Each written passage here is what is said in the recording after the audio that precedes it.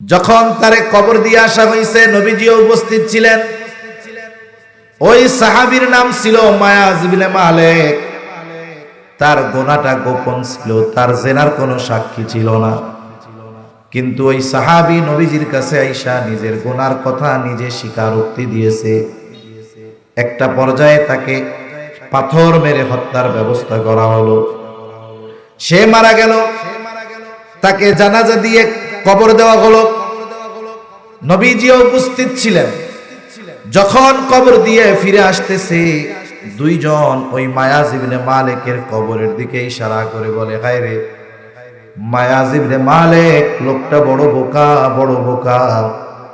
গোনাহ করছিল, কেউ জানতো না। নবীর কাছে আসছিল, নবী ফিরায়াও দিছিল।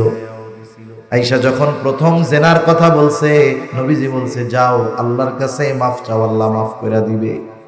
কিন্তু ওই লোকটা চিন্তা করছে, নবীজি তো বলছে প্রত্যেকটা অঙ্গ প্রত্যঙ্গের আলাদা আলাদা জেনা আছে। চোখের জেনা দেখা, হাতের জেনা ধরা, জবানের জেনা বলা, কিন্তু আমি তো স্পষ্ট করে বলি নাই আমি কোন জেনা করেছি। এরপরে সে নবীজির কাছে তার জেনার খোলাসা যখন বর্ণনা করেছে, নবীজি সাথে সাথেই তারে শাস্তি দিয়া দেন নাই। সে যখন নিজের স্বীকারোক্তি বারবার দিয়েছে, সাহাবায়ে কেরামকে নবীজি জিজ্ঞাসা করে এটা পাগল নাকি? কারণ পাগলে উল্টাপাল্টা বহুত কথা কইতে পারে। সবাই বলে না ইয়া রাসূলুল্লাহ, পাগল না। আরেকজনরে বলে দেখো মদ পান করছে নাকি? কারণ মদ পান করে মাতাল হইলে উল্টাপাল্টা বলতে পারে। পরীক্ষা করা হলো না, মায়াজ ইবনে মালিক মাতাল নয়, স্বীকারোক্তি দিয়েছে, তার সুস্থতা প্রমাণিত হয়েছে। এবার তারে শাস্তি দেওয়া হয়েছে। ওই যে প্রথমে তো সুযোগ ছিল, নবী বলছে যাও আল্লাহ মাফ করে দিবে। ওই কথাটাই ওই দুইজন বলতেছে, দেখো নবীজি তাকে চলে যাওয়ার সুযোগ দিয়েছিল কিন্তু গেল না। এই বোকা নিজের জেনার কথা মানুষের সামনে নবীকে জানায়া দিল, পাথরের আঘাতে তো মরলো, সাথে সাথে সমাজের মানুষও জেনে গেল মায়াজ ইবনে মালিক একজন জেনাকার। কবরের দিকে ইশারা কইরা এই কথা ওই দুইজন বলছে। এই দুই ব্যক্তির কথা নবীজি সাল্লাল্লাহু আলাইহি ওয়াসাল্লাম শুনে ফেললেন। কিছু দূর অগ্রসর হবার পর মরুভূমির মধ্যে একটা গাধা মরে পড়ে আছে, ফুলে গেছে রোদের তীব্রতায়। নবীজি ওই জায়গায় দাঁড়াইলেন। দাঁড়ায় বলে, ওই দুই ব্যক্তি কোথায় যারা মায়াজ ইবনে মালিকের কবরের পাশে এই কথাগুলো বলছো? এইবার ওই দুই ব্যক্তি আসছে। আয়েশা বলে, যাও ওই যে মরা গাধা, ওইটার গোশত তোমরা খাও। বলেন তো মরা গাধার গোশত হালাল না হারাম? এইবার ওই দুইজন বলে, ইয়া রাসূলুল্লাহ এটা তো হারাম। তখন নবীজি বললেন, তোমরা তোমাদের ভাই মায়াজ ইবনে মালিকের ব্যাপারে কবরের পাশে এই কথাগুলো বলেছো। নবীজি এই কথা বলার পরে ওরা দুইজন বলে, ইয়া রাসূলুল্লাহ আমরা তো সত্যই বলেছি, সে তো গুনাহ গোপন করার সুযোগ ছিল, করে নাই। বলে তোমরা তোমাদের ভাই মায়াজ ইবনে মালিকের গীবত করেছো। শুনে নাও, যদিও সে গুনাহ করেছে তবে আল্লাহর ভয়, আখিরাতের ভয় তার এই গুনাহকে গোপন রাখতে দেয় নাই। সে আল্লাহর ভয়ে গুনার কথা জানিয়েছে, তওবা করেছে। এই মায়াজ ইবনে মালিকের তওবা আল্লাহ তাআলা কবুল করেছে। আমি তাকে জান্নাতের মধ্যে দেখতে পাচ্ছি। শুধু তাই না, এর তওবা আল্লাহ এমন কবুল করেছে, যদি বড় এক সম্প্রদায়ের মধ্যে মায়াজ ইবনে মালিকের তওবা বন্টন করে দেওয়া হয়, তাহলে ওই সম্প্রদায়ের নাজাতের জন্য তার তওবা যথেষ্ট হয়ে যাবে। ইয়া আইয়ুহান নাসুত্তাকু রাব্বাকুমুল্লাযী খালাকাকুম মিন নাফসিন ওয়াহিদা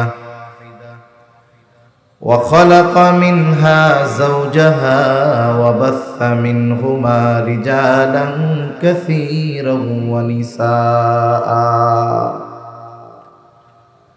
পবিত্র কোরআনুল কারীমের অন্যতম প্রসিদ্ধ সূরা সূরাতুন নিসা। এই সূরার প্রথম আয়াতে একেবারে শুরুতেই আল্লাহ তাআলা গোটা মানব সম্প্রদায়কে অভিহিত করে বলেন, ইয়া আইয়ুহান নাস, হে মানব সম্প্রদায়। ইত্তাকু রাব্বাকুম, তোমরা তোমাদের রবকে ভয় করো। এই পৃথিবীতে শুধু মানুষ নয়, যত সৃষ্টি আছে, জবান খুলে বলেন তো সব সৃষ্টির রবকে। রব মানে হলো প্রতিপালক। আল্লাহ তাআলা শুধু ঈমানদারদের প্রতিপালন করেন তা না, আল্লাহ তাআলা এই পৃথিবীর সব সৃষ্টি, হোক সে মানুষ, মানুষের মধ্যে মুসলিম কিংবা অমুসলিম, অন্যান্য যত প্রাণী, সব প্রাণীর প্রতিপালনকারী কে? একটু জবান খুলে কর, আল্লাহ। মুসলিমের প্রতিপালনকারী রব আল্লাহ, অমুসলিম যে তার রব আল্লাহ, নাস্তিক যে তার রব আল্লাহ। এজন্য গোটা মানব জাতির রব আল্লাহ। গোটা মানব জাতিকে উদ্দেশ্য করে তাকওয়া অর্জনের আদেশ দিচ্ছেন। এই জায়গায় তাকওয়া দ্বারা উদ্দেশ্য হলো ঈমান। তার মানে আল্লাহ তাআলা বলেন, হে মানব সম্প্রদায়, তোমরা তোমাদের রবের উপরে ঈমান আনো। তাহলে আল্লাহ তাআলা যখন মানব সম্প্রদায়কে উদ্দেশ্য করে, গোটা মানব জাতিকে উদ্দেশ্য করে তাকওয়ার আদেশ দেয়, এই জায়গায় তাকওয়া দ্বারা উদ্দেশ্য হলো ঈমান আনা। কিন্তু আল্লাহ তাআলা যখন ঈমানদারদেরকে উদ্দেশ্য করে তাকওয়া অর্জনের আদেশ দেন, এই জায়গায় তাকওয়া দ্বারা উদ্দেশ্য ঈমান নয়, বরং তাকওয়া দ্বারা উদ্দেশ্য অন্য কিছু। কারণ আমরা তো ঈমান আনছি আলহামদুলিল্লাহ, তাইলে আমাদের তাকওয়া অর্জনের আদেশ আল্লাহ তাআলা দিলেন কেন? তার মানে এই জায়গায় ঈমানদারদেরকে তাকওয়া অর্জনের আদেশ দিচ্ছেন আল্লাহ, এখানে উদ্দেশ্য ঈমান নয়, বরং এই জায়গায় উদ্দেশ্য হলো কি, এটা বোঝার আগে তাকওয়া শব্দের সর্বাধিক ব্যবহৃত অর্থগুলো আমাদের জানতে হবে। তাকওয়া শব্দের সর্বাধিক ব্যবহার হয় দুইটা অর্থে, বেশি ব্যবহার হয় দুইটা অর্থে। তাকওয়া শব্দের একটি অর্থ হলো ভয় করা। তার মানে আল্লাহ তাআলা বলতেছেন, বান্দা ঈমানদার তুমি আমারে ভয় করো। তাকওয়া শব্দের আরেক অর্থ হলো বেঁচে থাকা। কিসের থেকে? বলে পাপের থেকে। এখন আসেন, ভয় তো মানুষকেও করে, মানুষ বিভিন্ন কারণে আরেকটা মানুষকে ভয় করে। তা আমরা আল্লাহ তাআলাকে যে ভয় করব, এই ভয়ের পদ্ধতিটা কেমন হবে? দুনিয়াতে একটা মানুষ আরেকটা মানুষকে ভয় করে সাধারণত দুই কারণে। কয় কারণে? জোরে বল। একটা হলো সমাজের সবচাইতে খারাপ, সমাজের সবচাইতে সন্ত্রাসী বড় যেটা, চরিত্রের দিক দিয়ে খারাপ যেটা, ওই ধরনের মানুষকেও মানুষ ভয় করে, কি করে না? খারাপ মানুষরে মানুষ ভয় করার কারণ হইল তার অনিষ্ট থেকে বাঁচার জন্য ভয় করে। এই জন্য কোন ক্ষমতাধর পাওয়ারফুল ব্যক্তি যদি খারাপ হয়, দেখা হইলে মিষ্টি হাসি দিয়ে আসসালামু আলাইকুম দেয়, পিছনে যাওয়ার পরে আল্লাহ মরে নাকে আর কতকাল সালাম দিব, ঠিক কিনা কোন? তার মানে মানুষ অপর মানুষকে তার খারাপির কারণে ভয় করে, তবে এই ভয়ের সাথে থাকে ঘৃণা। কি থাকে? ঘৃণা থাকে, বদদোয়া থাকে। আবার সমাজের মানুষ অপর মানুষকে ভয় করে কেন? বলে অনেক সময় দেখবেন আপনাদের এলাকার সবচাইতে বড় বুজুর্গ মুত্তাকি পরহেজগার মানুষ যে, উনি যদি কোনো রাস্তায় চলে, দেখা যাবে ওই এলাকার মানুষ যারা ওনার ব্যাপারে জানে, ওনার আগমনে তারা সতর্ক হয়ে যায়। টেলিভিশন চললে বন্ধ করে দেয়, বিড়ি সিগারেট খাইলে ফালায়া দেয়। এক কথায় ওনার আগমনে ভীত হয়ে খারাপ কাজ ত্যাগ কইরা ভালো হয়ে যায়। এই যে লোকটারে যে মানুষ ভয় করে, বলে তার খারাপির কারণে ভয় করে না, বলে তার সম্মান ইজ্জত মোহাব্বত করে বিধায় তাকে ভয় করে। তাহলে ভালো মানুষরেও মানুষ ভয় করে। এই ভয়ের মধ্যে কি থাকে? সম্মান। এই ভয়ের মধ্যে থেকে মোহাব্বত। এখন কেন ভয় করে? বলে তার আজমতের দিকে খেয়াল রাখা। তাহলে আমরা আল্লাহরে ভয় করব কেন? বলে আল্লাহকে ভালোবেসে বান্দা ভয় করবে। ইমানদার সবচেয়ে বেশি ভালোবাসে আল্লাহ তাআলাকে, সাথে সাথে ইমানদার সবচাইতে বেশি ভয় পায় আল্লাহ তাআলাকে। এটা আমার কথা না, স্বয়ং আল্লাহ তাআলা কোরআনুল কারীমের মধ্যে বলেন, ওয়াল্লাযীনা আমানু আশাদ্দু হুব্বাল লিল্লাহ। যারা ইমানদার আল্লাহর জন্য তাদের ভালোবাসা হইল সুদৃঢ় ভালোবাসা, সবচেয়ে বেশি ভালোবাসা। তাহলে তাকওয়া শব্দের প্রথম অর্থ ভয় করা। ভয় করব কাকে? তবে এই ভয় হবে ভালোবাসার সাথে, ঠিক না? 2 নাম্বার অর্থ বলে তাকওয়া শব্দের অর্থ বিরত থাকা, বেঁচে থাকা। কিসের থেকে? বলে আল্লাহ তাআলা যেই বিষয়গুলো মানা করেছে এই বিষয়গুলো থেকে বেঁচে থাকার নাম তাকওয়া। এইবার যদি তাকওয়া শব্দের পরিচয়টা একটু ব্যাখ্যা সহকারে দেওয়া হয়, কি হয় তাকওয়া কারে বলে? বলে আল্লাহকে ভালোবাসার সাথে ভয় করে আল্লাহর নিষেধ সমূহ থেকে বেঁচে থাকার নাম হলো তাকওয়া। তাইলে গোটা মানব জাতির যখন তাকওয়ার আদেশ আল্লাহ দেন তখন উদ্দেশ্য ঈমান। কি জোরে বলেন? ঈমানদাররে যখন তাকওয়ার আদেশ দেন তখন উদ্দেশ্য কি? যে ঈমানদার আমি আল্লাহকে ভালোবাসা ভয় তো করবি, সাথে সাথে আমার নিষেধগুলা থেকে বাইচাও করবি। আল্লাহ তাআলা এই নির্দেশ আমাদেরকে দিচ্ছেন এই তাকওয়া অর্জনের। তাকওয়া এখন অর্জন করবেন কেমনে? আমরা তাকওয়া অর্জন করব কেমনে? পবিত্র কোরআনুল কারীমের বৈশিষ্ট্যগুলোর মধ্যে একটি বৈশিষ্ট্য হলো আল্লাহ সুবহানাহু ওয়া তাআলা শুধু কোনো বিষয়ের নির্দেশ দেন এমনটা নয়, বরং আল্লাহ তাআলা কোরআনুল কারীমে যত বিষয়ের আদেশ দিয়েছেন সব বিষয়গুলো বাস্তবায়ন করার পদ্ধতিও যিনি জানায়া দিলেন তিনি কে? মনে করেন আপনাদের এই তুষখালীর এক লোক জীবনে কোনোদিন ওই সরখালি পার হয় নাই, ওই মোড়ের থেকে বামেও যায় নাই, ফেরিঘাটের দিকেও যায় নাই, ডানে ওই দিকেও যায় নাই। ওই দিক কি ওর জানাও নাই। ওরে যদি আপনি সকালবেলা ওইটা কন, ওর কিন্তু এখন ঢাকা যাওয়া লাগবে, ও মনে করবে মরছি, আমার আর বাঁচার কোনো উপায় নাই। কেন? জীবনে ঢাকা যায় নাই। আমি সর খালি জীবনে পার হইলাম না, আমার ঢাকা যাইতে কইতেছেন, আমার মরা ছাড়া কোনো পথ নাই। আর আপনি বললেন বেটা থাম, যাইতে কইছি যাবি, কেমনে যাবি? এখানে বাস চলে নাই। আপনি তারে কইলেন পাথরঘাটার থেকে বাস আসবে, আমি তোর ওই মোড়ের থেকে উঠাইয়া দিব। উঠবি যে উঠবি, আর নামবি না। একেবারে এই বাস সব শেষে যাইয়া যখন সব যাত্রী নাইমা যাবে, ওইখানে গিয়া অমকে আইসা তোরে নিয়ে যাবে। প্রথম বিষয় হলো ওরে যখন আপনি ঢাকা যাইতে বলছেন, ওর মনে হচ্ছে আমার জীবন শেষ।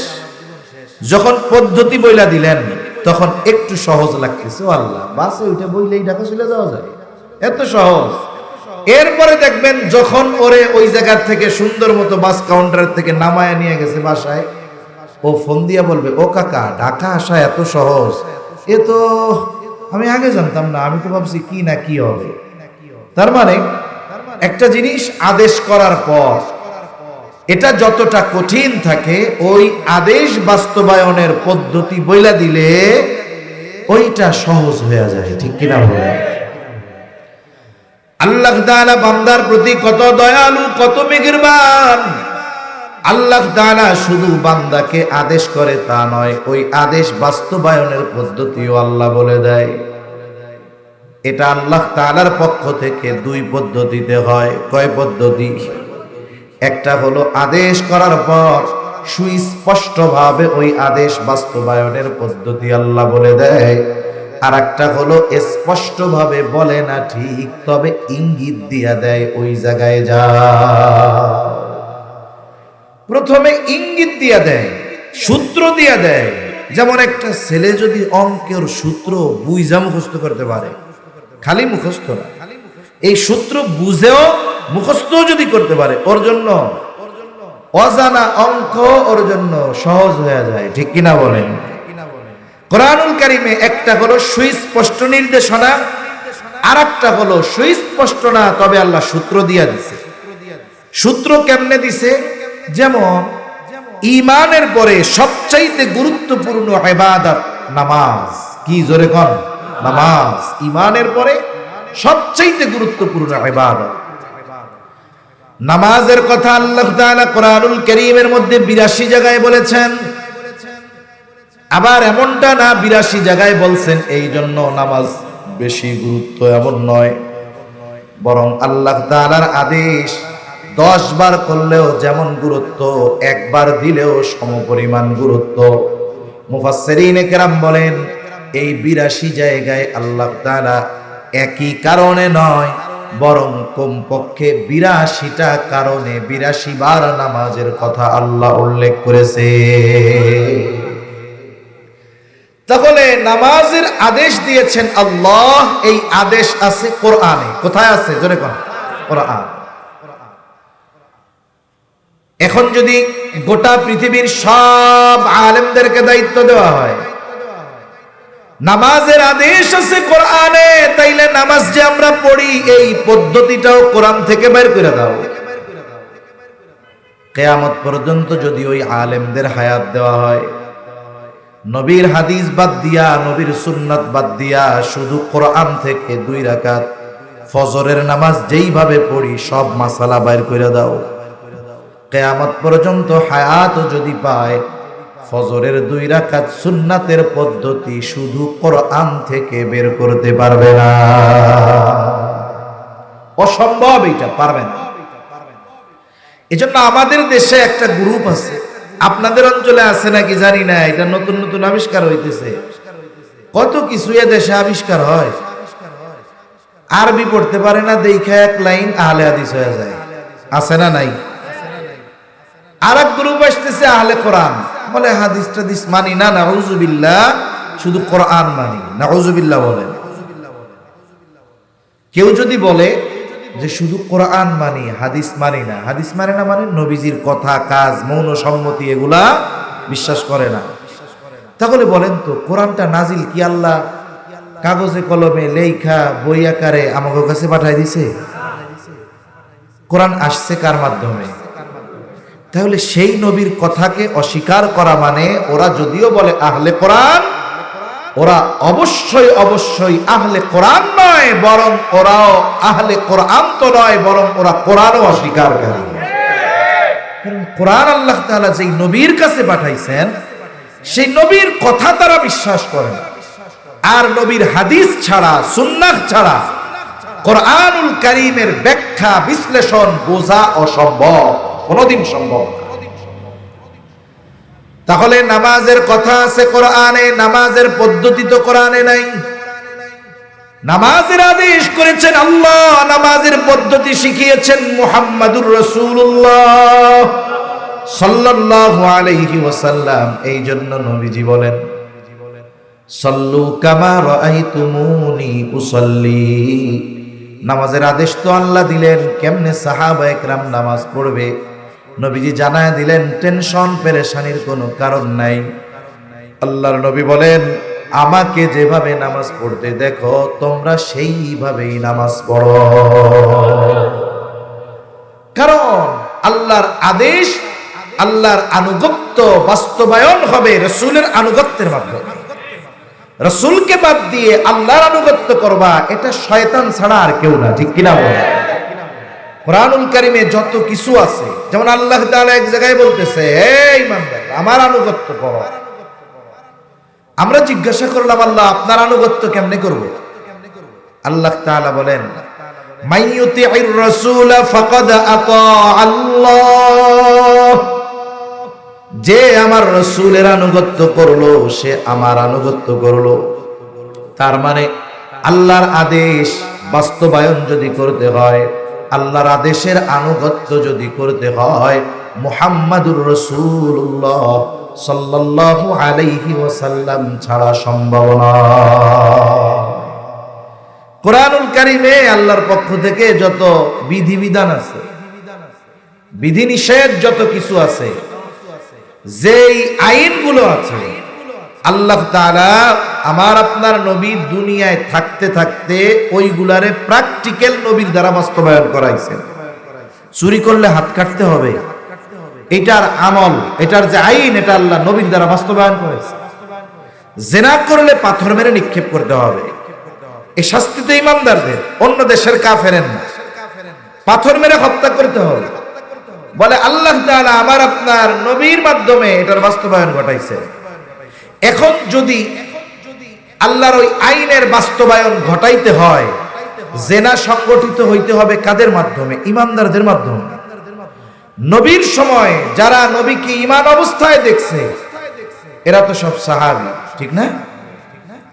এজন্য সাহাবায়ে কেরামের মধ্যে একটা দুইটা এই ধরনের ঘটনা আল্লাহ ঘটাইছেন। কেন ঘটানোর মাধ্যমে? এই যে আইন, এটার প্রাক্কায় দেওয়ার জন্য। এজন্য অনেক মানুষ না বুঝা সাহাবায়ে কেরামের সমালোচনা করে। সাহাবায়ে কেরামের মধ্যে দুই একজনের দ্বারা ঘটছে গুনাহ, কিন্তু বলেন তো এই গুনাহ গোপনে ঘটলেও এই গুনাহ কি তারা গোপন রাখছে? গোপন রাখে নাই, বরং নবীজির কাছে আইসা গুনার স্বীকৃতি দিয়া তাওবা করছে। ওই তাওবা আস্তাগফিরুল্লাহর তাওবা করে নাই। ওরাও জানে জিনার তাওবা হলো আমারে পাথর মাইরা মেরে ফেলবে যদি বিবাহিত হয়। নিজের সুনিশ্চিত মৃত্যু জানার পরেও নবীজির কাছে আইসা পাপের কথা নিজে স্বীকারোক্তি দিয়া সেই শাস্তি হাসি মুখে গ্রহণ করছে, তাওবা করছে। আল্লাহ তাদের তাওবাও কবুল করেছে, সুবহানাল্লাহ। এজন্য আমাদের দেশে কিছু ভাইও এরকম আছে, সাহাবায়ে কেরামকে সমালোচনার পাত্র বানায় নিছে। খবরদার, এটা কখনোই করা যাবে না। এটা হয়তো আল্লাহ তাআলা আমার আপনার নবীর মাধ্যমে আল্লাহ প্রদত্ত আইনগুলো বাস্তবায়ন কিভাবে হবে এটা দেখানোর জন্য হয়তো তাদের দ্বারা এই ঘটনাগুলো আল্লাহ ঘটাইছে। তবে এই ঘটনার পরে তারা তাওবা করে নাই তা না, বরং খালেস তাওবা করছে। তাদের তাওবা আল্লাহ এমন কবুল করছে, এক সাহাবী জিনা করছে, তারে পাথর মেরে হত্যা করা হয়েছে। যখন তারে কবর দিয়ে আসা হয়েছে, নবীজিও উপস্থিত ছিলেন। ওই সাহাবীর নাম ছিল মায়াজ ইবনে মালিক। তার গুনাহটা গোপন ছিল, তার জিনার কোনো সাক্ষী ছিল না। কিন্তু ওই সাহাবী নবীজির কাছে আইসা নিজের গুনার কথা নিজে স্বীকারোক্তি দিয়েছে। একটা পর্যায়ে তাকে পাথর মেরে হত্যার ব্যবস্থা করা হলো। সে মারা গেল, তাকে জানাজা দিয়ে কবর দেওয়া হলো। নবীজিও উপস্থিত ছিলেন। যখন কবর দিয়ে ফিরে আসতেছে, দুইজন ওই মায়াজ ইবনে মালিকের কবরের দিকে ইশারা করে বলে, হায় রে মায়াজ ইবনে মালিক লোকটা বড় বোকা, বড় বোকা। গুনাহ করছিল, কেউ জানতো না। নবীর কাছে আসছিল, নবী ফিরায়াও দিছিল। আয়েশা যখন প্রথম জিনার কথা বলছে, নবীজি বলছে যাও আল্লাহর কাছে মাফ চাও, আল্লাহ মাফ করে দিবে। কিন্তু ওই লোকটা চিন্তা করছে, নবীজি তো বলছে প্রত্যেকটা অঙ্গ প্রত্যঙ্গের আলাদা আলাদা জিনা আছে। চোখের জিনা দেখা, হাতের জিনা ধরা, জবানের জিনা বলা, কিন্তু আমি তো স্পষ্ট করে বলি নাই আমি কোন জিনা করেছি। এরপরে সে নবীজির কাছে তার জিনার খোলাসা যখন বর্ণনা করেছে, নবীজি সাথে সাথেই তারে শাস্তি দিয়া দেন নাই। সে যখন নিজের স্বীকারোক্তি বারবার দিয়েছে, সাহাবায়ে কেরামকে নবীজি জিজ্ঞাসা করে এটা পাগল নাকি? কারণ পাগলে উল্টাপাল্টা বহুত কথা কইতে পারে। সবাই বলে না ইয়া রাসূলুল্লাহ পাগল না। আরেকজনরে বলে দেখো মদ পান করছে নাকি? কারণ মদ পান করে মাতাল হইলে উল্টাপাল্টা বলতে পারে। পরীক্ষা করা হলো না, মায়াজ ইবনে মালিক মাতাল নয়, স্বীকারোক্তি দিয়েছে, তার সুস্থতা প্রমাণিত হয়েছে। এবার তারে শাস্তি দেওয়া হয়েছে। ওই যে প্রথমে তো সুযোগ ছিল, নবী বলছে যাও আল্লাহ মাফ করে দিবে। ওই কথাটাই ওই দুইজন বলতেছে, দেখো নবীজি তাকে চলে যাওয়ার সুযোগ দিয়েছিল কিন্তু গেল না। এই বোকা নিজের জিনার কথা মানুষের সামনে নবীকে জানায়া দিল, পাথরের আঘাতে তো মরলো, সাথে সাথে সমাজের মানুষও জেনে গেল মায়াজ ইবনে মালিক একজন জিনাকার। কবরের দিকে ইশারা কইরা এই কথা ওই দুইজন বলছে। এই দুই ব্যক্তির কথা নবীজি সাল্লাল্লাহু আলাইহি ওয়াসাল্লাম শুনে ফেললেন। কিছু দূর অগ্রসর হবার পর মরুভূমির মধ্যে একটা গাধা মরে পড়ে আছে, ফুলে গেছে রোদের তীব্রতায়। নবীজি ওই জায়গায় দাঁড়াইলেন, দাঁড়ায় বলে, ওই দুই ব্যক্তি কোথায় যারা মায়াজ ইবনে মালিকের কবরের পাশে এই কথাগুলো বলছো? এইবার ওই দুই ব্যক্তি আসছে, আয়েশা বলে, যাও ওই যে মরা গাধা ওইটার গোশত তোমরা খাও। বলেন তো মরা গাধার গোশত হালাল না হারাম? এইবার ওই দুইজন বলে, ইয়া রাসূলুল্লাহ এটা তো হারাম। তখন নবীজি বললেন, তোমরা তোমাদের ভাই মায়াজ ইবনে মালিকের ব্যাপারে কবরের পাশেই কথাগুলো বলেছো। নবীজি এই কথা বলার পরে ওরা দুইজন বলে, ইয়া রাসূলুল্লাহ আমরা তো সত্যই বলেছি, সে তো গুনাহ গোপন করার সুযোগ ছিল, করে নাই। বলে, তোমরা তোমাদের ভাই মায়াজ ইবনে মালিকের গীবত করেছো। শুনে নাও, যদিও সে গুনাহ করেছে তবে আল্লাহর ভয়, আখিরাতের ভয় তার এই গুনাহকে গোপন রাখতে দেয় নাই। সে আল্লাহর ভয়ে গুনার কথা জানিয়েছে, তওবা করেছে। এই মায়াজ ইবনে মালিকের তওবা আল্লাহ তাআলা কবুল করেছে। আমি তাকে জান্নাতের মধ্যে দেখতে পাচ্ছি। শুধু তাই না, এর তওবা আল্লাহ এমন কবুল করেছে, যদি বড় এক সম্প্রদায়ের মধ্যে মায়াজ ইবনে মালিকের তাওবা বন্টন করে দেওয়া হয়, তাহলে ওই সম্প্রদায়ের নাজাতের জন্য তার তাওবা যথেষ্ট হয়ে যাবে। তাহলে সাহাবায়ে কেরামের মাধ্যমে যদি কোনো পাপ ঘটেও থাকে, তারা কি পাপের উপরে ছিল না তাওবা করেছিল? আর তাদের তাওবার পাওয়ার কত, দাম কত? নবীজি বলতেছে যে এই তাওবা যদি এক সম্প্রদায়ের মধ্যে বন্টন করে দেওয়া হয়, ওই সম্প্রদায়ের পাপীদের নাজাতের জন্য তার তাওবা যথেষ্ট হয়ে যাবে। এজন্য অনেক সময় সাহাবায়ে কেরামের ব্যাপারে সমালোচনা করতে করতে অনেক ভাই দেখছে এটাও কয় যে সাহাবায়ে কেরাম তো জিনাও করছে। আস্তাগফিরুল্লাহ। এজন্য তাদের আজমতের দিকে খেয়াল রাখা। আমাদের এই উপমহাদেশে বিশেষ করে জিকির করি, লা ইলাহা ইল্লাল্লাহ,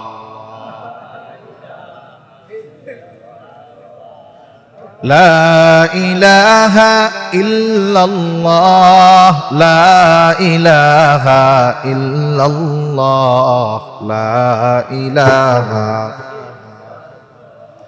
লা ইলাহা ইল্লাল্লাহ মুহাম্মাদুর রাসূলুল্লাহ। কষ্ট হইতেছে আপনাদের? বিদ্যুৎ যা করতেছে একটু কষ্ট লাগার তো কথা। তাহলে সাহাবায়ে কেরামের সমালোচনা থেকে আমাদের বিরত থাকতে হবে। উপমহাদেশে আমাদের মসজিদগুলোর মধ্যে আমরা দ্বিতীয় খুতবায় সব সময় খতিব সাহেব বলেন, আল্লাহ আল্লাহ ফি আসহাবি লা তাত্তাখিযুহুম গারদাম মিন বাদি। খবরদার, আমার পরে তোমরা আমার সাহাবায়ে কেরামকে সমালোচনার পাত্র বানাবা না। এক কথা থেকে অনেক দূর চলে গেলাম, সব তো আল্লাহর ইচ্ছা। তা বলতেছিলাম যে আল্লাহ তাআলা যেই আদেশ দেন, ওই আদেশ বাস্তবায়ন বান্দা কেমনে করবে সেটাও আল্লাহ বলে দেন। একটা উদাহরণ দিছি যে নামাজের আদেশ আল্লাহ করেছেন, তবে নামাজের পদ্ধতি আল্লাহ কোরআনে বলেন নাই। শিখতে হইছে কার থেকে? নবীর থেকে শিখতে হইছে। আরেকটা দেই, নামাজের মধ্যে রুকু করা ফরজ। রুকু করা কি? আল্লাহ তাআলা বলেন, ওয়ারকাউ মা'আর রাকিঈন, রুকুকারীদের সাথে তোমরা রুকু করো। রুকু শব্দের শাব্দিক অর্থ হইল ঝুঁকা। এখন একজন নামাজে দাঁড়াইলো, রুকুর সময় সে শুধু তার মাথাটারে একটু নিচের দিকে ঝুঁকাইছে। বলেন তো এটাকে আমরা রুকু বলবো নাকি? কেন? বলে রুকু শব্দের অর্থ ঝুঁকা ঠিক, তবে রুকুর মধ্যে কতটুকু ঝুঁকতে হবে, কিভাবে ঝুঁকা থাকতে হবে, কতক্ষণ থাকতে হবে। আল্লাহ রুকুর আদেশ দিয়েছেন ঠিক, কিন্তু কতটুকু ঝুঁকতে হবে এটা আল্লাহ কোরআনে বলেন নাই। এটা শিখতে হয়েছে নবীর থেকে, ঠিক কিনা বলেন? এজন্য আল্লাহর যত আদেশ আছে, আদেশগুলো বাস্তবায়নের পদ্ধতিও আল্লাহ বইলা দেয়। একটা হলো স্পষ্টভাবে, আর একটা হলো অস্পষ্টভাবে। এখন আসেন স্পষ্টভাবে আল্লাহ কোনগুলা বলে। এই যে তাকওয়ার আদেশ আল্লাহ তাআলা কোরআনে দেওয়ার সাথে সাথে এই তাকওয়া অর্জনের পদ্ধতি সুস্পষ্টভাবে যিনি জানাইছেন তিনি কে? অনেকগুলা পদ্ধতি আছে তাকওয়া অর্জনের, আমরা একটা দুইটা জানি, একটা দুইটা নিয়ে আমরা একটু আলোচনা করি। এক নাম্বার পদ্ধতি, তাকওয়ার আদেশ দিবেন কে? তাকওয়া অর্জন কোন পদ্ধতিতে করতে হবে শিখাইছেন কে? এক নাম্বার পদ্ধতি আল্লাহ তাআলা বলেন, ইয়া আইয়ুহাল্লাযীনা আমানুত্তাকুল্লাহ। আল্লাহ তাআলা বলেন, হে ঈমানদারেরা তোমরা মুত্তাকি হয়ে যাও। ঈমানদারদেরকে মুত্তাকি হইতে বলছেন আল্লাহ। এইখানে তাকওয়ার অর্থটা কি হবে? বলে আল্লাহকে ভয় করে আল্লাহর বিধি নিষেধ মেনে চলো। আমরা যদি জিজ্ঞাসা করি আল্লাহ এই ধরনের তাকওয়া কেমনে অর্জন করব, কেমন যেন প্রশ্ন করার আগে আল্লাহ তাআলা জবাব দিয়ে বলেন, ওয়াকুনু মা'আস সাদিকিন। আল্লাহ তাআলা বলেন, হে ঈমানদারেরা তোমরা যদি মুত্তাকি হতে চাও সত্যবাদীদের সঙ্গী হয়ে যাও। একটা ভালো মানুষের কি খালি একটা গুণ নাকি? অনেক গুণ আছে না? কিন্তু দেখেন আল্লাহ আবেদিন বলেন নাই, আল্লাহ যাকিরিন বলেন নাই, আল্লাহ শাকিরিন বলেন নাই, আল্লাহ সাদিকিন বলেন। সত্যবাদীদের সঙ্গী হয়ে যাও। তার মানে যেই ব্যক্তি আসলে সত্যবাদী হইতে পারে, সাদিক হইতে পারে, বাকি যত ভালো গুণ আছে সবগুলা তার মধ্যে পাওয়া যায়। সুবহানাল্লাহ বলে। তার মানে যে খাঁটি আহলুল্লাহ, যে বাস্তবেই সত্যবাদী সাদিক, তার মধ্যে আবেদের গুণ আছে, তার মধ্যে যাকিরের গুণ আছে, তার মধ্যে শাকিরের গুণ আছে। এক কথায় সকল গুণের সমন্বয়ে একটা মানুষ সাদিক হতে পারে। সুবহানাল্লাহ। নবীর পরে তো আর নবী নাই, ঠিক না? কিন্তু বলেন তো আমার আপনার নবীর পরে এই পৃথিবীর বুকে নবী রাসূলদের হিসাব আলাদা। আমার আপনার নবীর পরে গোটা পৃথিবীর মধ্যে সবচাইতে সম্মানিত ব্যক্তিকে? আবু বকর। উপাধি কি? জোরে বলেন না কি? সিদ্দিক। এই সিদ্দিকের মধ্যে সব গুণ আছে। এজন্য আল্লাহ তাআলা বলেন সত্যবাদীদের সঙ্গী হয়ে যাও। বাস্তবে যিনি সত্যবাদিতার গুণ অর্জন করতে পেরেছে, আহলুল্লাহ যারা, খাঁটি আহলে হক, পীর মাশায়েখ যারা, এদের মধ্যে আপনি ইবাদতের গুণ পাবেন। সকাল সন্ধ্যা নয় সর্বদা জিকিরের হালতে পাবেন। যেই অবস্থায় আছে আপনি তাদেরকে শুকরগুজার হিসাবে পাবেন। তার মানে আল্লাহ তাআলা এমন এক গুণের কথা উল্লেখ করেছে যেই গুণে গুণান্বিত মানুষের মধ্যে সব গুণ পাওয়া যায়। আমি মাঝে মধ্যে একটা গল্প কই আর কি, এটা জানি কেমন। বলে আগের আমলে কেউ যদি ম্যাট্রিক পাস করতো 5টা লেটার নিয়ে, 5 সাবজেক্টে 80-র উপরে পাইছে, তাহলে 10 গ্রাম পাড়ি দিয়ে এই ম্যাট্রিক পাস করে নেওয়ালা লোকটারে দেখার জন্য মানুষে আসতো, ঠিক না? 10 গ্রাম পাড়ি দিয়ে আসতো যে অমুক গ্রামে একজন 5টা লেটার পাইয়া ম্যাট্রিক পাস করছে। দলে দলে মানুষ তারে দেখার জন্য আসতো। তা এইরকম এক প্রত্যন্ত অঞ্চলে একজন মুরব্বী, সে এখনো তার এই বিশ্বাস যে ম্যাট্রিক আইয়া পাস যে করে সে হলো দেশের সর্বোচ্চ শিক্ষিত মানুষ। ওই সময় কিন্তু উচ্চ শিক্ষা ছিল, তবে এটা শহরে কিছু কিছু জায়গায়। এক লোক শহরে গেছে কষ্ট ক্লেশ কইরা, শহরে গিয়ে যত লেখাপড়া আছে শেষ করছে। ঢাকা ভার্সিটিতে ভর্তি হয়েছে, অনার্স করছে, মাস্টার্স করছে, সাথে সাথে বিসিএস দিছে, তাও সে পাস করে বসছে। এখন সে ডক্টরেট করতেছে। যখন এলাকার মানুষ শুনছে, প্রত্যন্ত অঞ্চলের মানুষ, ওইখানে শিক্ষিত মানুষ নাই, যে আমাদের গ্রামে একজন লোক দেশের সবচেয়ে বড় শিক্ষিত মানুষ সে এলাকায় আসতেছে, এইবার মানুষ দলে দলে বাড়িতে আসছে তারে দেখার জন্য, যে দেশের সর্বোচ্চ শিক্ষিত মানুষ। দেখে টেখে চলে গেছে। এখন ওই মুরব্বী দাঁড়ায় রয়েছে। কোন মুরব্বী? যেই মুরব্বী জানে ম্যাট্রিক আইয়া পাশ করলে অনেক বড় শিক্ষিত। এখন মুরব্বী লোকটারে জিজ্ঞাসা করতেছে, বাজান শুনলাম তুমি অনেক বড় শিক্ষিত, তা তুমি কি কি লেখাপড়া করছো? যে হায়ার এডুকেশন সম্পন্ন করছে, উচ্চ শিক্ষা অর্জন করছে, সে কি এই কথা বলবে যে আমি অন্যে ভর্তি হয়েছিলাম, পাস কইরা 2 পাস কইরা 3 পাস কইরা 4? তার কি সে প্রাইমারি লেভেলের লেখাপড়ার কথা বলবে? হাই স্কুল লেভেলেরটা বলবে? ও কমপক্ষে অনার্স লেভেল থেকে শুরু করবে। যে বলবে আমি ঢাকা ইউনিভার্সিটি থেকে অনার্স মাস্টার্স করছি, বিসিএস দিছি, সাথে সাথে অমুক সাবজেক্টের উপরে আমি পিএইচডি করতেছি। তার শিক্ষাগত যোগ্যতার পরিচয় দেওয়ার সময় সে তো ম্যাট্রিক আর আইয়া পাশের কথা কয় নাই। এবার মুরব্বী একটু ই করে কয়, এত পড়ালেখা করলাম, ম্যাট্রিক আইয়া পাস করছিলা? বুঝেন নাই কথা মনে হয়। এখন বলেন তো, যেই লোক মাস্টার্স কমপ্লিট করছে সে যদি ম্যাট্রিক আইয়া পাস না করত, তাইলে ওই পর্যন্ত যাওয়ার যোগ্যতা তার হইতো নাকি? তার মানে কি, যিনি বিএ পাস করছে, এমএ পাস করছে, বাকি নিচের সব সার্টিফিকেট তার থৈলার মধ্যে আছে, ঠিক কিনা বলে? বলে যে সাদিকিনদের অন্তর্ভুক্ত হতে পারছে, তার বাকি সব ভালো গুণ তার পকেটের মধ্যে আছে। এজন্য আল্লাহ এমন এক গুণের কথা উল্লেখ করছে যে ওই গুণের মানুষের কাছে গেলে বাকি সব ভালো গুণ তার থেকে পাওয়া যাবে।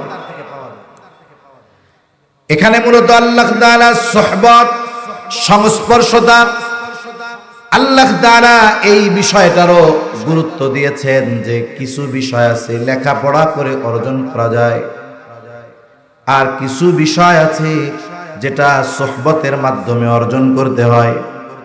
এখন তো মানুষ অনেক সচেতন, কিন্তু অনেক জায়গায় এখনো এমন আছে 8 ফেল ডাক্তার অভাব নাই। ডাক্তার কিন্তু 8 ফেল। বলেন তো 8 ফেল করে কি ডাক্তার হওয়া যায় নাকি? উনি কেমন ডাক্তার? মনে করেন এক এলাকায় একজন অভিজ্ঞ ডাক্তার ছিল, এখন তার জিনিসপত্র ধরার জন্য, ওষুধ নিয়ে দেওয়ার জন্য একটা লোক দরকার। এক ছেলে গরিব মানুষ, ম্যাট্রিক ফেল করছে, মা বাপ কয় যা কি সন্দেহ আর নয়, অন্য কাম করে আমাকে খাওয়া লেখাপড়া করাইতে পারবো না। এখন ওই ডাক্তার কইছে কি আর করবি, তুই আমার লগে আমার দোকানে থাক, আমার সাথে একটু হাতে জিনিসপত্র ধরাই দিলি, ওষুধ দেখাই দিলাম, বিক্রয় করলি। এখন এই 8 ফেল আল্লাহর বান্দা 20 বছর ওই ডাক্তারের সোহবতে থাকছে। 20 বছর ডাক্তারের সোহবতে থাইকা উনিও মোটামুটি প্রায় ডাক্তার হয়ে গেছে, বুঝেন নাই? এখন ওই ডাক্তার মনে করেন মারা গেছে, আমি এমনি বুঝাইতেছি, ডাক্তার মারা গেছে।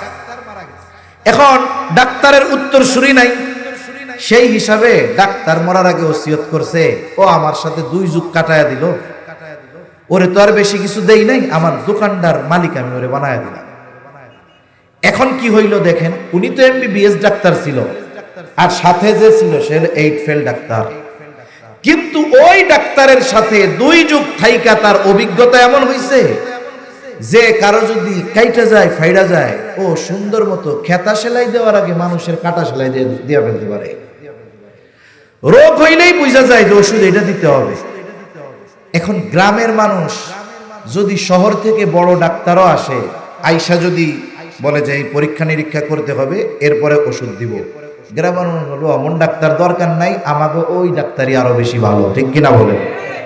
এই যে তার প্রতি আস্থা যে আসছে, এটা কেন আসছে? বলে সবাইকে, ওরে বাবা সার্টিফিকেট না থাকলে কি হবে, অমুক ডাক্তারের সাথে 2 যুগ ছিল, 24 বছর, ওরা ডাক্তার হইতে বাকি আছে কোন জায়গায়? বলে না এরকম? তাহলে দেখেন সোহবতের পাওয়ার কি। এই বাংলাদেশে যদি সর্বোচ্চ নম্বর পেয়ে একটা ছেলে এমবিবিএস কমপ্লিট করে, এরপরে যদি সে চায় যে আমি বাজারে এবার রোগী দেখা শুরু করব, বলে এ সুযোগ তার নাই। এমবিবিএস কমপ্লিট করার পরে একজন বিজ্ঞ ডাক্তারের সাথে তার থাকা লাগে, কারো 1.5 বছর লাগে, কারো 2 বছর লাগে, কারো 3 বছরও লাগে। ওই অভিজ্ঞ ডাক্তার, এটার ইন্টার্নি বলে, প্র্যাকটিক্যাল শিক্ষা। ওই ইন্টার্নি কমপ্লিট হওয়ার পরে ওই বিজ্ঞ ডাক্তার যদি এখন মনে করেন যে না, এরে রোগী দেখার অনুমতি দেওয়া যাইতে পারে, উনি সার্টিফিকেট দেয় যে হ্যাঁ এর যে প্র্যাকটিক্যাল হাতে কলমে যে শিক্ষা, ওর ইন্টার্নি কমপ্লিট হয়েছে, এখন থেকে ও রোগী দেখতে পারে, তার মানে পুঁথিগত বিদ্যা। এটার পরেও একজন ছাত্র যত মেধাবী হোক, ওকে একজন ডাক্তারের সোহবতে থাকা লাগে। এরপরে তার মধ্যে ওই শিক্ষার প্রভাব পড়ে। তার মানে দেখুন, জীবনের প্রতিটা ক্ষেত্রে, সর্বক্ষেত্রে, ভালো দিক হোক আর মন্দ দিক হোক, সোহবতের প্রভাব আছে না নাই? এজন্য আমাদের যদি জীবন ভালো করতে হয়, বলে আমার চাইতে যে ভালো, আমি যদি তার সাহচর্যে যাই, তার সোহবতে যাই, তার ভালো গুণগুলা আমার মধ্যে আসবে। আবার আমার চাইতে যে খারাপ, আমি যদি তার সাথে যাই, বলে আমার ভালো গুণ ওর সাথে থাকার কারণে কমবে। এই জন্য আমি আপনি যদি মুত্তাকি হতে চাই, আল্লাহ তাআলার নির্দেশ সমূহের মধ্যে অন্যতম নির্দেশ হলো যে আমাদেরকে সত্যবাদী তথা মুত্তাকি পরহেজগার যারা, তাদের সঙ্গ গ্রহণ করতে হবে। 2 নম্বর পদ্ধতি আল্লাহ তাআলা কোরআনুল কারীমের মধ্যে বলেন, ইয়া আইয়ুহাল্লাযীনা আমানুত্তাকুল্লাহ। আল্লাহ তাআলা আদেশ দিলেন, হে ঈমানদারেরা, তোমরা মুত্তাকি হয়ে যাও। ঈমানদারদেরকে মুত্তাকি হওয়ার আদেশ দিলেন আল্লাহ তাআলা। আমরা জিজ্ঞাসা করলাম, আল্লাহ কেমনে মুত্তাকি হব? আল্লাহ তাআলা বলেন, ওয়াল তানজুর নাফসুম মা কদ্দামাত লিগাদ। আল্লাহ তাআলা বলে, বান্দা তুমি তোমার আগামীর দিকে নজর দাও, আগামীর জন্য তুমি কি প্রেরণ করেছো। আগামী মানে ভবিষ্যতের দিকে নজর দাও, ভবিষ্যতের জন্য তুমি কি প্রেরণ করছো। আমাদের ভবিষ্যৎ 2 ধরনের। কয় ধরনের? জোরে কোন। গরম লাগে, কষ্ট হয়। 2 ধরনের। একটা হলো অনিশ্চিত ভবিষ্যৎ, আর একটা হলো সুনিশ্চিত ভবিষ্যৎ। অনিশ্চিত ভবিষ্যৎ কোনটা? এই যে এখন আপনাদের সামনে আসি, বাসায় ফিরতে পারবো কিনা, এই ভবিষ্যৎ আমার জন্য অনিশ্চিত, ঠিক না? তবে আমার মরা লাগবে, এটা সুনিশ্চিত। আমরা কোন আগামীর জন্য পাঠাবো? বলে অনিশ্চিত আগামী না, সুনিশ্চিত আগামীর জন্য কি পাঠাচ্ছ, এটার দিকে একটু নজর দাও। অথচ আমরা অনিশ্চিত ভবিষ্যতে ভালো থাকার জন্য কত কিছু করি। যারা সরকারি চাকরি করে, 20 বছরের চাকরিতে ঢুকছে, বেতন চালু হয়েছে, সাথে সাথে পুরা বেতন তাকে দেয় না, কিছু টাকা কাইটা রাখে। রাখে কি রাখে না? কেন রাখে? দেবে কোন সময়? 60 বছরে বুড়া হয়ে যখন চাকরি ছাড়বি, ওই সময় ওই পর্যন্ত যা টাকা কাটা হবে ওর 2 গুণ টাকা দিয়ে তোরে বাড়ি পাঠায় দেবে, যাতে বাকি হায়াত তুই বসে বসে খাইতে পারস। এই যে 20 বছরে টাকা জমানো শুরু হইলো, পাবে কবে? 60 বছরের পরে। কিন্তু বলেন তো, এই 20 বছরের যুবকটা 60 বছর পর্যন্ত বাঁচবে কিনা, এর কোনো নিশ্চয়তা আছে? তার মানে আমি আপনি এই অনিশ্চিত ভবিষ্যতের জন্য যেগুলো জমাই, এগুলো নিজে ভোগ করতে পারবো কিনা, এর কোনো নিশ্চয়তা নাই। আল্লাহ তাআলা এই জায়গায় অনিশ্চিত ভবিষ্যতের কথা বলেন নাই, সুনিশ্চিত ভবিষ্যতের কথা বলেছেন। সুনিশ্চিত ভবিষ্যৎ মৃত্যু, কবর, হাসর। কেমন যেন আল্লাহ তাআলা বলে, বান্দা তোমার সুনিশ্চিত ভবিষ্যতের দিকে নজর দাও। কবরে ভালো থাকার জন্য তুমি কি পাঠাইছো? জান্নাতে যাওয়ার জন্য তুমি কি প্রেরণ করেছো? এই জন্য আমাকে আপনাকে জীবনের হিসাব করা লাগবে। আমি এই দুনিয়ায় কি জমাইলাম, আখিরাতে ভালো থাকার জন্য এই হিসাব আমার আপনার করা দরকার।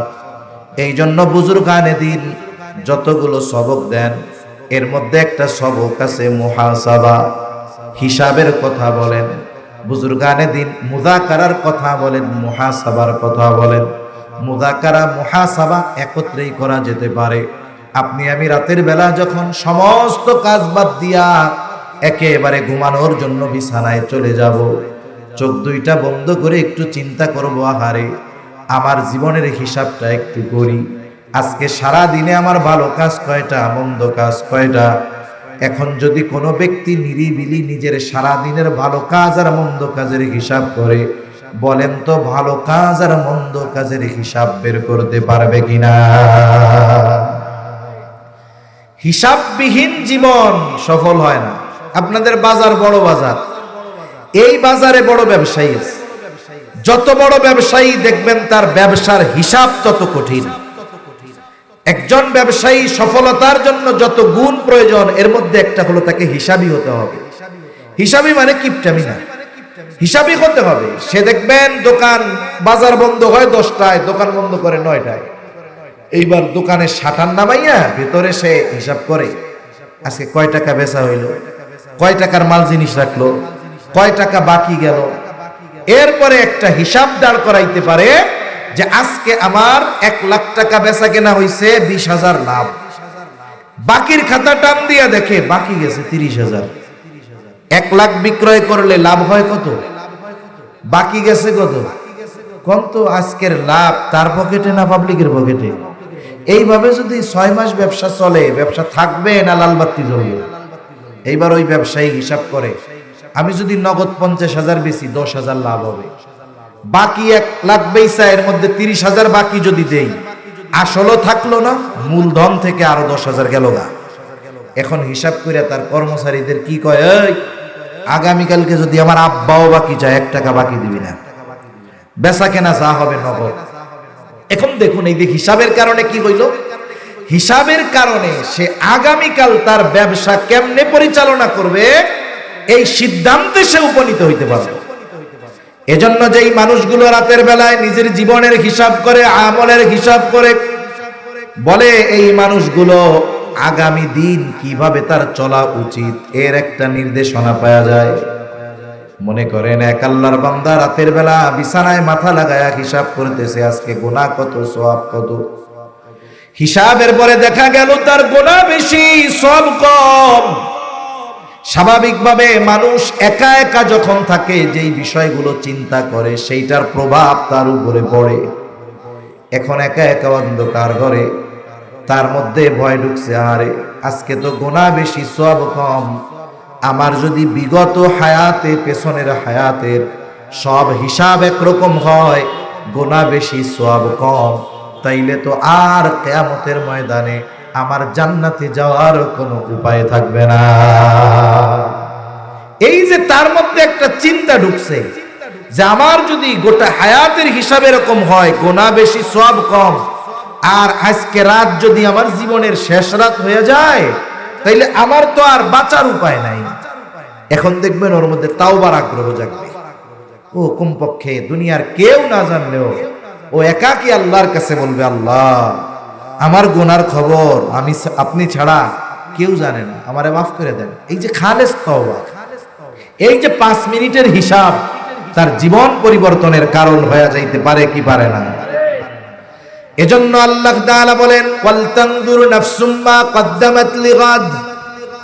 আগামীর দিকে নজর দাও, তুমি আগামীর জন্য কি প্রেরণ করেছো। এজন্য আমাকে আপনাকেও প্রতিদিন হিসাব করতে হবে যে আজকে আমার গুনাহ কত, সওয়াব কত। এইভাবে যদি প্রতিনিয়ত আমি আপনি হিসাবে অভ্যস্ত হয়ে যাই, হয়তো একটা সময় আসবে আমি আপনি রাতের বেলায় যখন হিসাব করব, কবিরা গুনাহ তো বহুদূর, খুঁজিয়া খুঁজিয়া সগীরা গুনাহ ওই দিন পাওয়া যাবে না।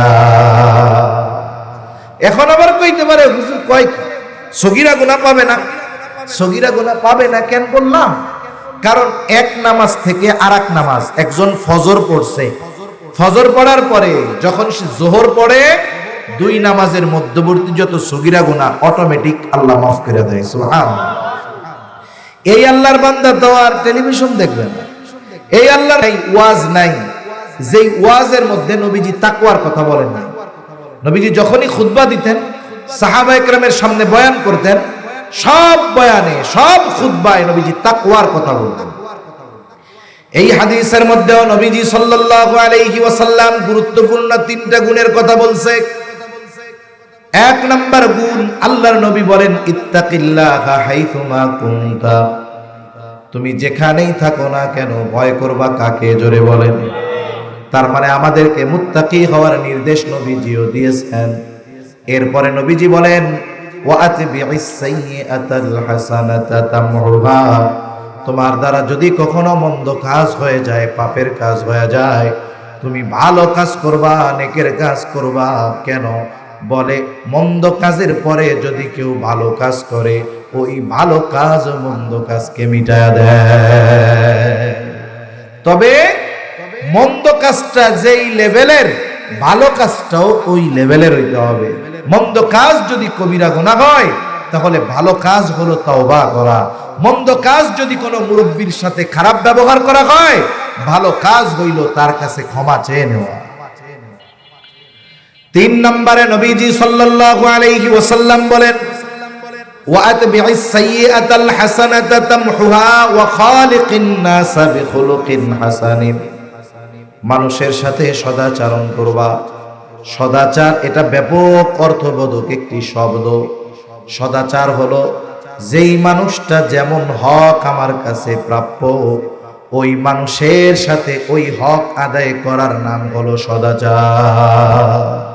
মা বাবার সাথে সদাচরণ মানে কি? মা বাবার হক আদায় করা। সাধারণ মানুষের সাথে সদাচরণ মানে কি? সাধারণ মানুষ যেই হক আমার কাছে পায় সেটা আদায় করা। আরে অমুসলিমের সাথেও সদাচরণ আছে, বলে সে মানুষ হিসাবে আমার কাছে যেই হক পায় সেই হক আদায় করা, এটা হলো তার সাথে সদাচরণ। আর এই 3 গুণের সমন্বয়ে যেই হাদিস, এই হাদিসের উপরে যদি আমরা আমল করতে পারি তাহলে 1 নম্বরে আল্লাহর হক আদায় করা হয়, 2 নম্বরে ব্যক্তির নিজের হক আদায় করা হয়, 3 নম্বরে মানুষের হক আদায় করা হয়। আল্লাহর হক কি? বলে আল্লাহর হক হলো তারই ইবাদত করা, তার সাথে কারো শিরিক না করা। এখন যে মুত্তাকি মানে আল্লাহকে ভালোবাসে, ভয় করে, সাথে সাথে আল্লাহ তাআলার আদেশ নিষেধ মেনে চলে, বলেন তো সে কোনোদিন শিরিক করবে? অন্য কারো দাসত্ব করবে? তার মানে মুত্তাকি বান্দাই আল্লাহ তাআলার হক যথাযথভাবে আদায় করে। 2 নম্বর কথা নবীজি বলছেন, মন্দ কাজ হইলে ভালো কাজ করো। মানে আমার দ্বারা যদি কোনো পাপ হয় আমি এই পাপ মোচনে ভালো কাজ করব। কেন করে? মানুষ নিজে নিজের উপরে জুলুম করে, শিরকের মাধ্যমে আল্লাহর সাথে জুলুম করে, আর আমি আপনি নিজের উপরে নিজে জুলুম করি। আমরা তো অনেক সময় জুলুম বলতে বুঝি একজনকে পিটাইলাম, মাথা ফাটাইয়া দিলাম, তার হক মাইরা খাইলাম। শুধু এটাই জুলুম নয়, মানুষ নিজের উপরে নিজে জুলুম করে পাপাচারে লিপ্ত হওয়ার মাধ্যমে, গুনাহ করার মাধ্যমে মানুষ নিজের উপরে জুলুম করে। আল্লাহ তাআলা কোরআনুল কারীমের মধ্যে এই কথা বলছে। আল্লাহ তাআলা সৃষ্টির শুরু থেকে নিয়ে 12টা মাস আল্লাহ তাআলা নির্ধারণ করেছে। এই 12 মাসের মধ্যে 4টা মাস সম্মানিত মাস। বিশেষ নির্দেশনা আল্লাহ তাআলার পক্ষ থেকে এই 4 মাসে কি করবে? আল্লাহ তাআলা বলেন, ফালা তাযলিমু ফীহিন্না আনফুসাকুম। এই মাস সমূহের মধ্যে বিশেষ নির্দেশনা আল্লাহ তাআলার পক্ষ থেকে যে তোমরা এই মাস সমূহতে নিজেদের উপরে নিজেরা জুলুম করিও না। তার মানে বিশেষ করে এই মাস সমূহতে তোমরা পাপের সাথে জড়ায় না। তার মানে আমরা নিজেরা নিজেদের উপরে জুলুম করি পাপের মাধ্যমে। এখন যদি তাওবা করি তাহলে কি হবে? এই পাপ ঝরে যাবে। ভালো কাজ করি, মন্দ কাজ আল্লাহ দূর করে দিবে। এজন্য এর মাধ্যমে মানুষ নিজের হক নিজে আদায় করে। 3 নম্বর হক, মানুষের সাথে সদাচরণকারী হওয়ার মাধ্যমে মানুষ অপর মানুষের হক আদায় করে। তাহলে আমরা যদি মানুষের হক আদায় করতে পারি, যে যেমন আচরণ আমার কাছে পাও না তার সাথে যদি তেমন আচরণ করতে পারি, যে যেই হক আমার কাছে পাও না আমরা যদি তাদের হকগুলো আদায় করতে পারি, তাহলে যদি আমল কিছু কমও থাকে কিয়ামতে আল্লাহ তাআলা আশা করা যায় মাফ করে দিবে, নাজাত দিয়া দিবে। ঠিক কিনা বলেন? কিন্তু যদি মানুষের হক নষ্ট করে আমরা মরি তাহলে কিয়ামতের দিন ওই মানুষটা আল্লাহর কাছে অভিযোগ দায়ের করবে যে আমার হক নষ্ট করছিল, এখন আমার হকটা আদায় করে দেন, এখন আমার হক কি করে দেন? আল্লাহ আদায় করে দেন। হয়তো 10 টাকা মাইরা খাইছিল, ওই দিন একটা হজের সওয়াব ওই 10 টাকা দুনিয়ায় মাইরা খাওয়ার কারণে তারে দেওয়া লাগবে। এজন্য আল্লাহ রাসূল সাল্লাল্লাহু আলাইহি ওয়াসাল্লাম মানুষের হকের ব্যাপারে সচেষ্ট ছিলেন। দুনিয়া থেকে যাওয়ার আগে সাহাবায়ে কেরামকে মসজিদে নববীর মধ্যে নবীজি একত্রিত করছেন, তখন অসুস্থ। যে কথাগুলো নবীজি বলছেন এর মধ্যে একটা কথা হইল, তোমরা যদি কেউ আমার কাছে কোনো হক পাও না থাকো আমার কাছ থেকে সেটা চেয়ে নাও, কারণ আমি চাই না কেউ আমার কাছে কোনো কিছু পাওনা থাকবে আর এই অবস্থায় আমি আল্লাহর সাথে মিলিত হব। আবার মনে রাখতে হবে, টাকা পয়সার সাথেই যে শুধু বান্দার হক সম্পৃক্ত তা না, আচরণের সাথেও বান্দার হক সম্পৃক্ত। নবীজি সাল্লাল্লাহু আলাইহি ওয়াসাল্লাম এক হাদিসের মধ্যে বলেন, তোমরা ওই দিন আসার আগে সতর্ক হও। কোন দিন? বলে যেই দিন আল্লাহ তাআলা বাদী বিবাদীর মধ্যে ফয়সালা করে দিবে, দুনিয়াতে কেউ যদি কারো সাথে অন্যায়ভাবে খারাপ আচরণ করে, অন্যায়ভাবে যদি খারাপ আচরণ করে, কিয়ামতের দিন এই বিষয়েরও ফয়সালা করবেন কে? আরো জোরে বলেন কে? আল্লাহ ফয়সালা করবে। এজন্য আজকে আমরা কি শিখলাম? মাহফিল তো শুনলাম, মাহফিল থেকে কিছু নিয়ে যাওয়া লাগবে না? এই যে পোকের মধ্যে, গরমের মধ্যে, বৃষ্টির মধ্যে, এই যে বৈশা বৈশা আপনারা, আমি তো উপরে চেয়ারে বসছি, আপনারা কত কষ্ট করে বৈশা আছেন, আবার বাতাসও শুরু করছে আমার পেছন দিয়া, বাদ দেন, থাক, থাকবো না। এই যে কষ্ট করে এত সময় ব্যয় করা হলো, আমি কি অর্জন করলাম? আমাকে এটা হিসাব করতে হবে। আজকে কি শিখলাম? আমরা একটা হাদিস শিখলাম, যেই হাদিসের মধ্যে তাকওয়া অর্জনের নির্দেশ দিয়েছেন নবীজি সাল্লাল্লাহু আলাইহি ওয়াসাল্লাম। আর আল্লাহ তাআলাও বলেছেন, হে ঈমানদারেরা, তোমরা মুসলমান না হয়ে মৃত্যুবরণ করো না। আল্লাহ বলেছেন, ইয়া আইয়ুহাল্লাযীনা আমানুত্তাকুল্লাহ হাক্কা তুকাতিহি, হে ঈমানদারেরা, তোমরা আল্লাহকে ভয় করো, ভয় করার মতো ভয় করো। ওয়ালা তামুতুন্না ইল্লা ওয়া আনতুম মুসলিমুন, আর মুসলমান না হয়ে মৃত্যুবরণ করো না। মুসলমানই দিলেই সে মুসলমান না, বুঝলেন? মুসলমানই ছিলেন, ওইটা দিলেই মুসলমানই না। এখন অনেক অমুসলিমরা ওইটা কেটে ফেলে, তাই বলে কি সে মুসলমান হয়ে যাবো? গরুর গোশত খাইলেই মুসলমান না। প্রকৃত মুসলমান কে হবে? একটার পর একটা কথা আল্লাহর পক্ষ থেকে, যে আল্লাহকে যথাযথভাবে ভয় করে, আল্লাহর নিষেধ আদেশ অমান্য করে, এই ব্যক্তি আসলে মুসলমান হয়। এজন্য আল্লাহ বললেন যে মুসলমান না হয়ে মইরো না। তার মানে কি? যে নিজের সব কিছুকে আল্লাহর সামনে সঁপে দেয়, আল্লাহর বিধিনিষেধ মেনে চলে, এই ব্যক্তি মুত্তাকি। আর মুত্তাকি মাত্রই প্রকৃত মুসলমান হতে পারে।